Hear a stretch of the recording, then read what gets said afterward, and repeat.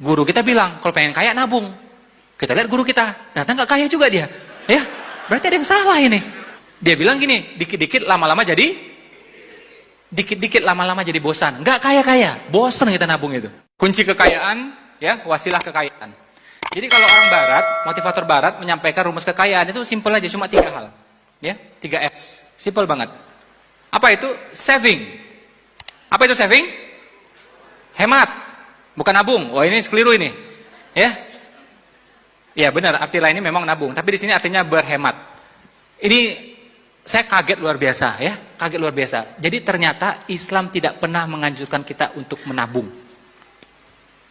Tunjukin dalilnya sama saya kalau ada. Yang ada cuma cadangan tunai. Itu ada, dianjurkan dalam Islam. 4 bulan dianjurkan. Tapi anjuran ada uang, tabung, ada uang, tabung, ada, tidak ada dalam Islam. Tunjukin sama saya kalau ada. Islam rasional banget. Kalau pengen kaya apa? Dagang. Pengen kaya apa? Investasi. Tidak ada perintah untuk nabung. Guru kita bilang, kalau pengen kaya nabung. Kita lihat guru kita, ternyata nggak kaya juga dia. Ya, berarti ada yang salah ini. Ada yang salah dengan ini nih. Ya, dia bilang gini, dikit-dikit lama-lama jadi bosan. Nggak kaya-kaya, bosan kita nabung itu. Nabung, coba, mohon maaf ya, bunga di bank berapa? 4%, 6%. Inflasi di Indonesia berapa? 10%. Gimana mau kaya coba? Islam rasional banget, dagang kalau nggak investasi. Ya, dagang kalau nggak investasi. Investasi artinya apa? Ada uang yang diputar, ngasih manfaat. Realnya gini, Islam ini konkret banget, real banget. Ya, jadi kalau agama yang ngajar kekayaan itu Islam yang sangat real, sangat konkret. Contoh, Anda punya uang 200 juta, Anda tabung, ya, Anda tabung, kena pertama inflasi 1, kedua kena zakat 2,5%. 200 juta dipotong 2,5 jutanya, berapa? Sekitar 5 juta. Jadi 5 jutanya langsung dipotong. Tapi 200 juta Anda putar dalam bisnis, untungnya 20 juta, yang kena zakat itu cuma 20 jutanya. Ya, 2,5 kali 20 juta. Jadi penaltinya lebih sedikit. Kurang lebih seperti itu. Ya, jadi Islam menghargai uang yang berputar. Timbang diam seperti itu aja. Ya, makanya saya tidak ketemu dalil yang mengatakan disuruh nabung dalam Islam, tidak ada. Ya, tidak ada sama sekali. Yang ada adalah cadangan tunai. Laki-laki baiknya menyiapkan cadangan tunai buat istrinya itu 4 bulan penafkahan. Biar istri itu tenang. Tapi kalau tiap tanggal 28 uang habis, 28 habis, nah, itu pasti istri deg-degan itu, ya. Istri harus dibikin tenang. Ya, karena istri dia punya namanya oksitosin, ya. Oksitosin itu hormon kasih sayang, hormon rahman rahim, ya. Kalau dia tenang, itu anak beres sama dia, rumah tangga beres sama dia. Tapi kalau dia deg-degan, kacau semuanya nih. Suami lihat dia juga nggak tenang, anak lihat dia nggak tenang. Ah, rumah tangga jadinya nggak enak. Saldo cukup 12 bulan bahkan. Nah, berlian sebelah sini ada, sini ada, oke? Properti ada. Ah, udah pasti tenang tuh, nyusui pasti enak udah itu. Ya. Makanya kalau mau romantis ya nggak cukup tuh romantis kasih bunga, nggak cukup. Kalau mau romantis kasih bunga sekalian tamannya dan rumahnya, itu baru romantis. Ya, itu baru romantis.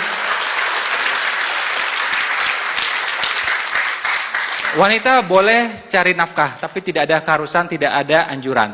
Wajib tidak, sunnah tidak. Hukumnya apa? Cuma mubah. Tapi laki-laki mesti fight cari nafkah. Makanya laki-laki dapat warisan 2 kali lipat. Kenapa? Itu buat menafkahi ya wanita-wanita di sekitarnya, ibunya, istrinya, putri-putrinya, saudari-saudarinya.